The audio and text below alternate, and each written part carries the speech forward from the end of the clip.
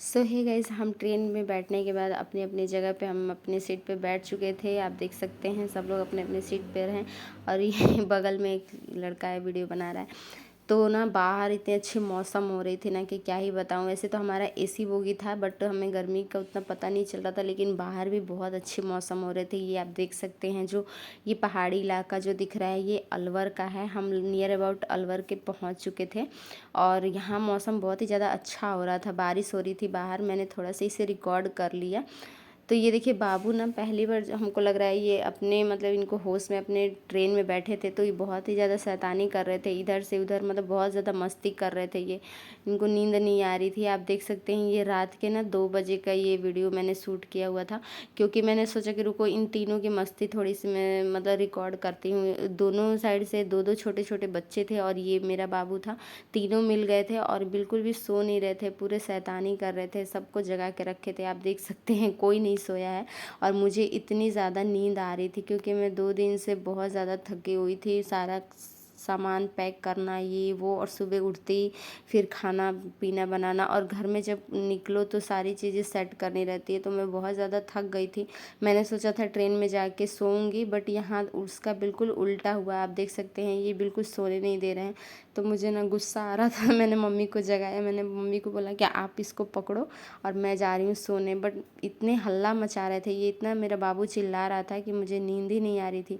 आप देख सकते हैं ये सोए नहीं बिल्कुल। ये रात के मुझे लग रहा है 3 या बिल्कुल सुबह में सोए हैं 4 बजे। और सुबह ना हमें इंदौर उतरना था, सुबह 8 बजे ही हमें उतरना था वहाँ। तो मैंने सोचा था चलो थोड़ी सी नींद पूरी हो जाएगी बट ऐसा नहीं हुआ गाइस। तो ये देखिए तीनों की मस्ती। और ये मेरी बेटी है, ये इसको भी नींद नहीं आ रही थी, बिल्कुल भी नींद नहीं आ रही थी। आप देख सकते हैं सबको जगा के रखे थे ये लोग। तो यही था। और सुबह हमें इंदौर से खांडवा के लिए बस पकड़ना था। तो फिर वहाँ से भी हमें 3 घंटे का बैठ के ट्रैवल करना था।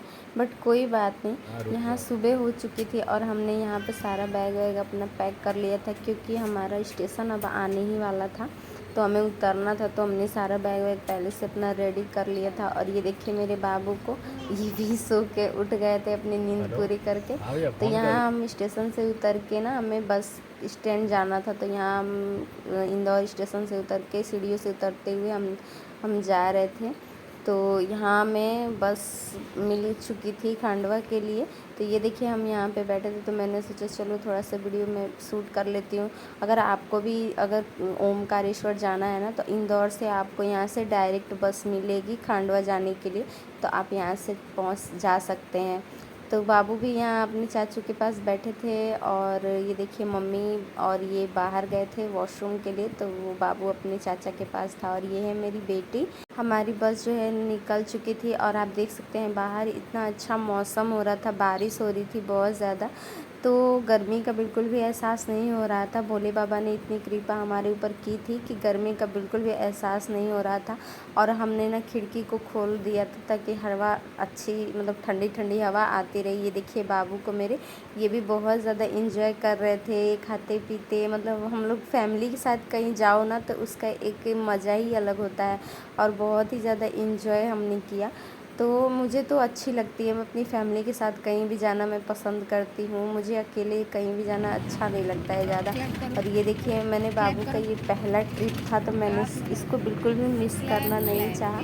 तो वीडियो मतलब लंबी तो हो जाएगी बट कोई बात नहीं, ये पहला मतलब पार्ट है मेरा और इसका सेकंड पार्ट भी बहुत जल्दी आएगा। मैंने वीडियो में ज़्यादा काट छाट नहीं किया ताकि मैं मिस नहीं करना चाहती थी। बाबू का ये पहला ट्रिप था तो मैंने सोचा अच्छे से इसे मैं शूट करूँ, रिकॉर्ड करूँ हर एक चीज़।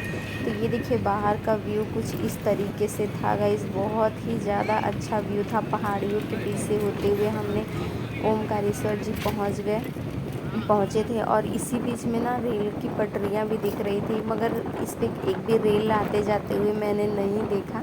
और हम बस पहुँचने ही वाले थे, बहुत नज़दीक ही थे हम ओमकारेश्वर जी के।